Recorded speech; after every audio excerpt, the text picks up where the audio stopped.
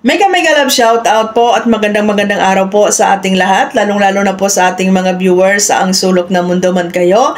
Ayan, sana po ay nasa maganda kayong kalagayan. Ito naman po si Kapitana ni Heights, ang magbibigay na naman po ng ating reaction, point of view and opinion dito po sa ating content ngayon, no, ang pagbibigay ng reaction. So, meron po kasi akong nabasa na isang post na parang ang dami yatang hindi kontento or hindi sila satisfied or hindi sila nagagandahan doon sa episode 13 ng Love Team ng Danjoy, no? So, dahil doon, na-curious ako, so pinanood ko yung episode 13 and para sa akin, ito yung pinakamagandang episode. Bakit? Kasi speaking of Kalingap, una-una na papasok sa isip natin is charity or ang pagtulong or paglingap sa mahihirap. Dito po kasi sa Kalingap, tatlo po ang klase ng mga viewers, no? Unang-una, yung mga solid viewers talaga na mula noon ay talagang ang focus nila or yung pinapanood nila is about charity, no? Kumbaga wala silang pagkukumpara or wala silang pagbabasihan ng iba pang mapapanood kundi lahat charity. Tapos ang isang klase ng viewers dito is Love Team, no? Kaya nga guys, tumaas yung subscribers ni Kalingap Dan kasi dumami po talaga yung kanyang manonood nung nagkaroon na ng Love Team. So yung may mga viewers po na talagang it's all about Love Team lang talaga dahil gusto nilang maging masaya, gusto nilang kiligin, no? So ayan, and yung pangatlo na klase ng viewers is nanonood sila ng charity at the same time nanonood sila ng Love Team. Kumbaga naandyan yung kilig-kilig, naandyan din yung pagtulong or pagcha-charity, no? So tatlo po yan. So siguro isa doon sa na mga nag-comment ng parang hindi siya satisfied, hindi siya nagagandahan doon sa episode 13, it is because talaga siya, kumbaga supporters talaga siya ng Love Team lang. So, speaking of Love Team, nasanay kasi sila na doon from episode 1 to episode 12. Talagang si Dan at si Joy lang yung focus at yung Love Team lang talaga, kumbaga kilig-kilig lang talaga, no? Na-enjoy talaga nila. Unlike ngayon sa episode 13 na kung bakit ko nasabi na ito yung pinakamaganda na episode kasi guys, package deal po dito, no? Package deal po. Bakit? Si Kalingap Dan po ay isang charity vlogger, no? So, naandyan na yung naandyan yung pangkalahatan ng kanyang content. Kumbaga, kompletos Ricardos, no? Andyan yung Love Team, no? Episode 13 ng Danjoy.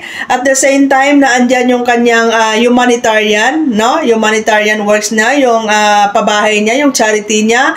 At the same time, naandyan po yung buong pamilya ni Kalingap Dan, no? Nandyan yung mama niya, Mama Gemma niya, yung kapatid niyang si Hana, tapos naandyan si Kuya Brooks at yung, di ba? Kumbaga nag-reunite sila and nagkaroon po ng parang tawag dito, parang nagkaroon po ng reunion, no? Nagkaroon ng reunion kasi parang halos nandoon lahat, nagtipon-tipon kasi katatapos lang din ang birthday ni Kuya Brooks, no? So, dito guys, mapapanood mo lahat ng gusto mong panoorin, lahat ng Ricardos, lahat ng timplada na andito, di ba?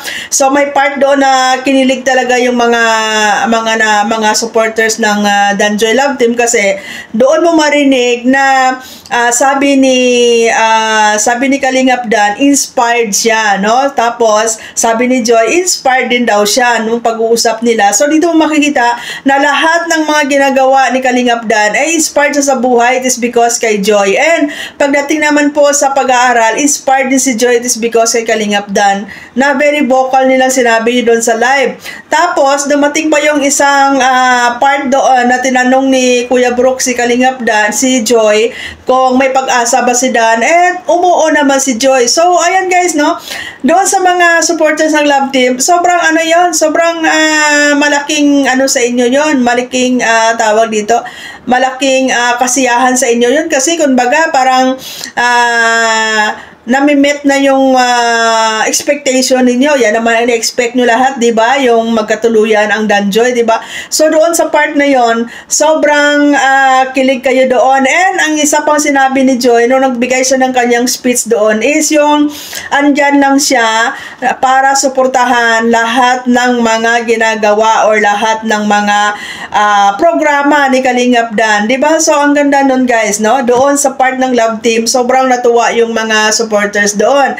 And pagdating naman dito, guys, sa isang part na nagmano si Joy doon sa nanay ni Dan, tapos niyakap pa niya, di ba? At nakita na niya, nakausap niya, napakalaking ano din yun, guys, no? Napakalaking puntos din yon, no? Para po sa Love Team ng Danjoy, di ba? Na nagkita-kita na sila, di ba? Kasi palagi lang naman si Kuya Brooks yung nakita ni Joy, nakakausap.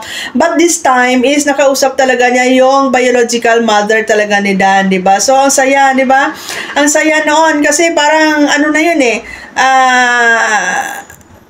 reunited, no, yung magkakapamilya. And then, yung pangatlo is pinakita dito ni Kalingap Dan na aside po sa Love Team, no, ay meron pa pong ibang ginagawa or kakabalahan si Kalingap Dan.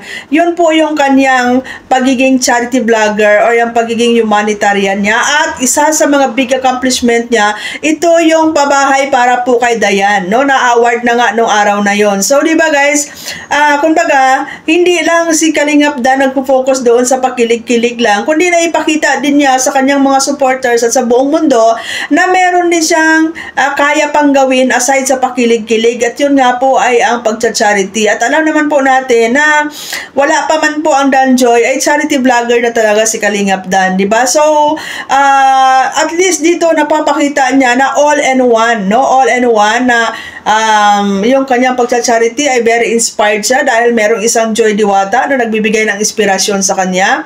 And at the same time is meron pa siyang hindi lang pakilig-kilig yung kaya niyang gawin, kundi kaya niyang magbigay ng tulong sa mga taong nangangailangan, which is napakalaking tulong po yun, yung magpabahay ka. Hindi po biro ang magpabahay program.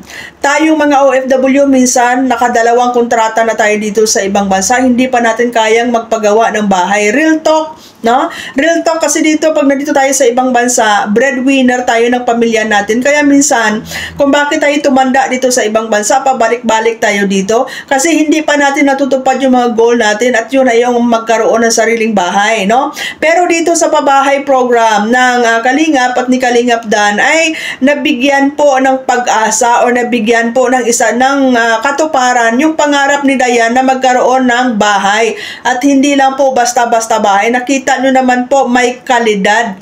Diba? May kalidad, napakaganda ng pagkakagawa, matibay ang pundasyon, at hindi lang po is ordinaryong bahay, kundi as in sementado po na talagang may laban pagdating ng bagyo, pagdating ng mga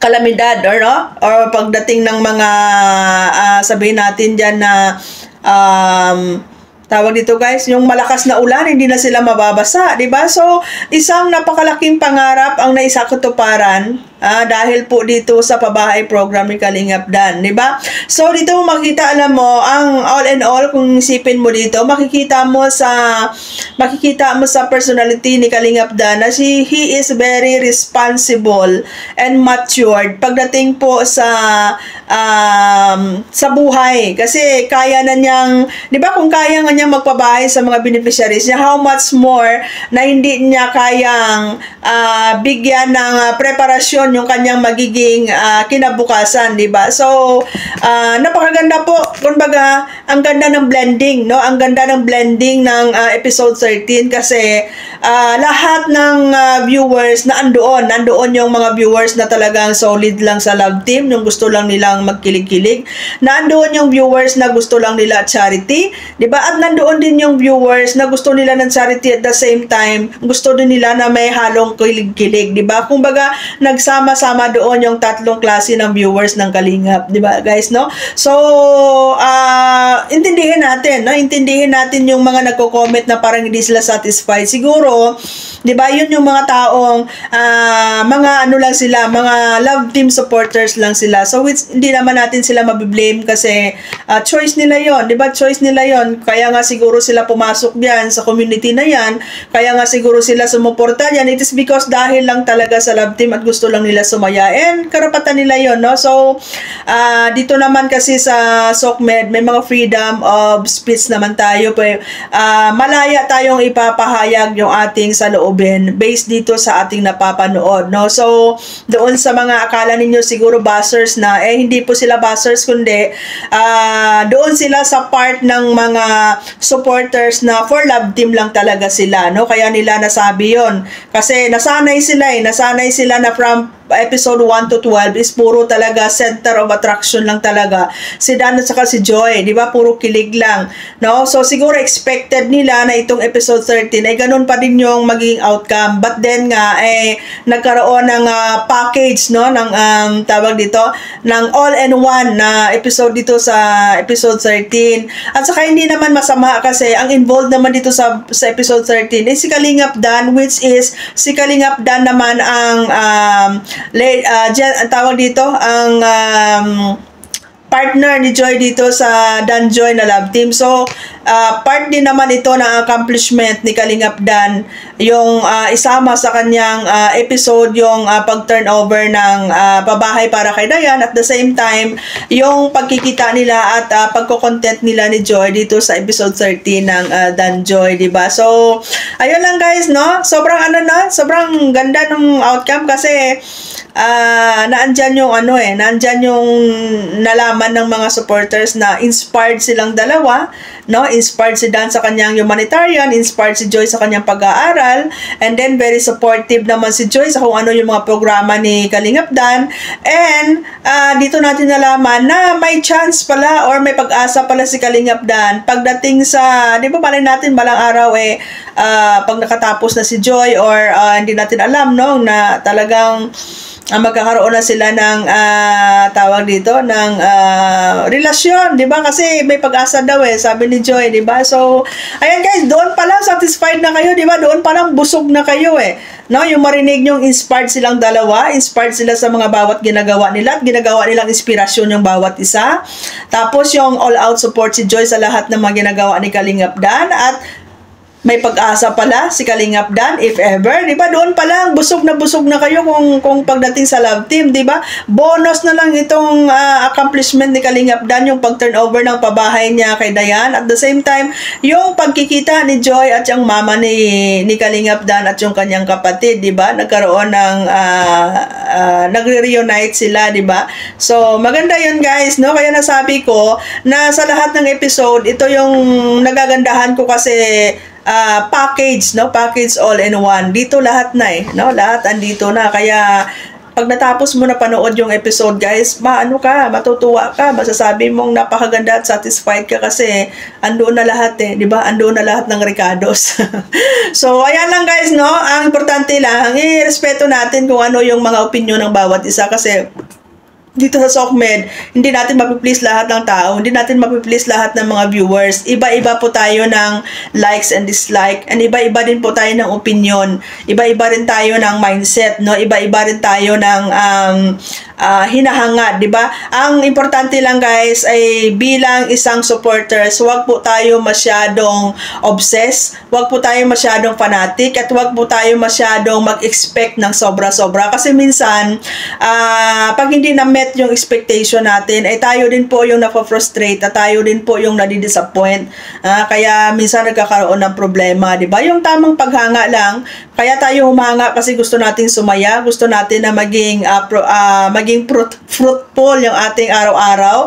At gusto natin na ma-release yung mga stress natin. Kaya nga natin nanonood dito kasi para ma-stress yung ating, para ma-relieve yung ating stress, or kumbaga stress reliever natin itong papapanood ng mga love team na to, no? So, tamang paghanga lang guys, no? Kasi lahat ng sobra masama po, no? So, ayan lang, and being a supporter, alamin natin kung hanggang saan lang yung limitasyon natin bilang supporter. So, wag tayong sumobra doon sa tawag dito, doon sa boundary ng pagiging supporters, kasi minsan pag sobra-sobra na